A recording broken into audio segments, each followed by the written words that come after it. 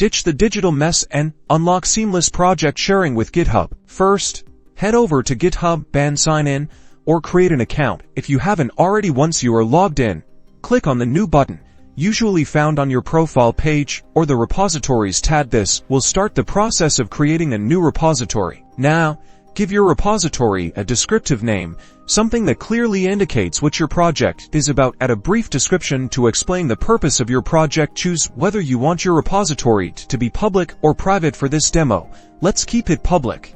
Now this is important. Uncheck the box that says initialize this repository with a README. You're uploading an existing project, so we don't need a fresh README just yet. Click Create Repository.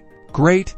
Now, let's prepare your local project folder. Open your terminal or command prompt and navigate to the root directory of your existing project using the cd command. Next, initialize a Git repository, your project directory, by typing git init. This command turns your project folder into a Git repository. Add all your project files to the staging area using the command git add. Now, commit the changes with a descriptive message like git commit and initial commit. Time to connect your local repository to the remote repository on GitHub. Copy the repository URL from your GitHub repository page back in your terminal. Add the remote repository using the command git remote at origin followed by the URL you copied. Finally, push your local repository to GitHub with the command git push origin main. And that's it.